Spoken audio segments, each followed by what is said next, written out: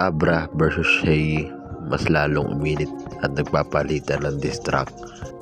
Pero bago yan, huwag niyong kakalimutang mag-like and subscribe sa video na to para sa marami pang video. Maraming salamat. Kamakailan nga ay naglabas si Abra ng kantang Control at marami ang nadamay at nagulat sa nirelease na kanta ng MC. At tila nakasali na rin si Shay sa binatong diss track ni Abra. Ngunit matatandaan natin na matagal na naglaban ang dalawa sa 2x2 at nagsama na rin ang dalawa sa channel ni Looney at apat nga sila nag-break it down ng laban nila ng 2x2.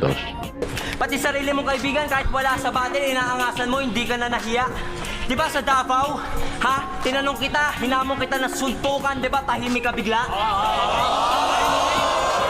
Testigo si Kuya Keds, tanga! Kung ngayon, hindi, suntukan na lang kayo ngayon, ano?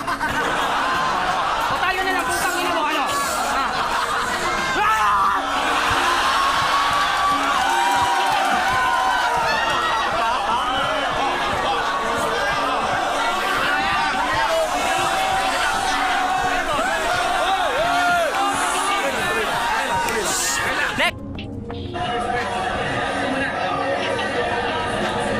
Raymond!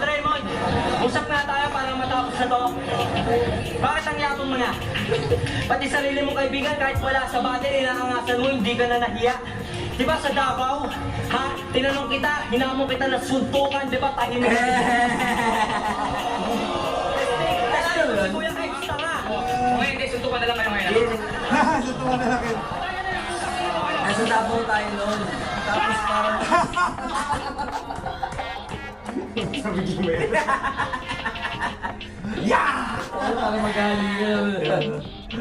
Di, ano yun, parang ano yung event sa trip top, ganyan. Tapos parang natutulog lang. Tapos kukunto ka, magkwentuhan lang pala. Siya nga maraming kwento. Para akong naalimpungatan. Tulog ako nun eh, naalimpungatan ako, parang narinig yung pangalan ko. Kaya parang nag-flash ako na subukan lang tayo, parang gano'n. Pero nilinaw niya na parang na-discuss din naman ako. Okay. Sa Davao to. Parang petty lang yun. Petty shit lang naman. Ginawa mong malaki dito. Sa una, laro-laro ko lang. Yung mga di ko sinulat yan eh. Siningit ko lang, tayo na lang ko. Laro ko lang. Testigo si Kuya Keds, tanga! Kung ngayon, hindi, suntukan na lang kayo ngayon, ano? O tayo na lang, putang ina mo, ano?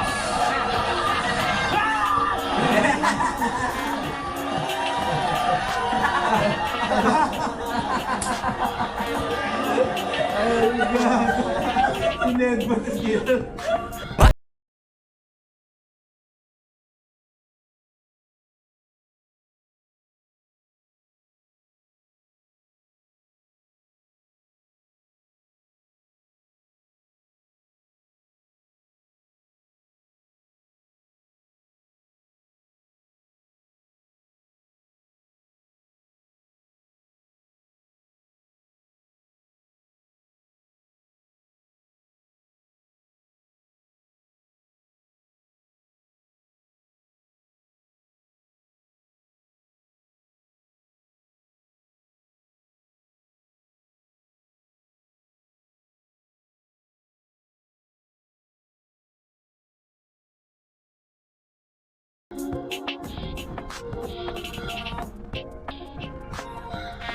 Stilong marites, di ba sabi ko sa inyo, ingat sa iniidolo, wag tularan yung ghetto. Kami katikid at sabi ng mapagmatang swezo. Sige patulan natin para may pakonsuelo. Kala mo di outdated yung atake ni Tokmol. Kunwari pang kalmado, halatado si Ulol. 6 na minuto niyang pagmamaktol, sentuol pero puro quantity lang tol. Walang quality control, champion sa 2x2 at isang buhay. Gayong pa man karera nila, hindi makulay kumbaga deads na magbalik bandila. Umay dapat libingan na lang ng legacy at pinahukay. At ayun na nga, pinakawalan yung English. Para kunwari marunong any means business. Pero pag in-interview ng English, speechless. Nung nag-scrabble tayo dati, nagbuka kang ipis. Sabi niya sa amin ni Loon sa Trek, pwede Tagalog, Scrabble tas Tagalog. Ang kapal ng apog, sasabay sa talino, puro ha. Tuturotot lang yung dala mo sa akin, puro pasabog.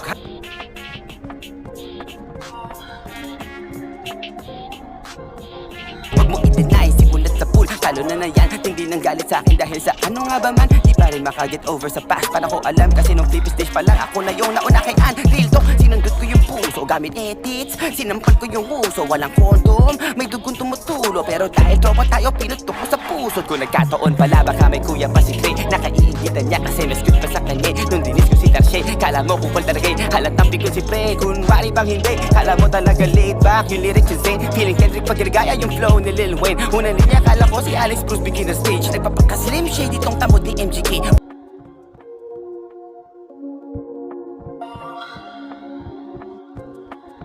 Kayo mga tol, ano masasabi nyo? Paki-comment below naman mga opinion nyo. At huwag nyo kakalimutan mag-subscribe at mag-hit ng notification bell para sa maraming video. Maraming salamat!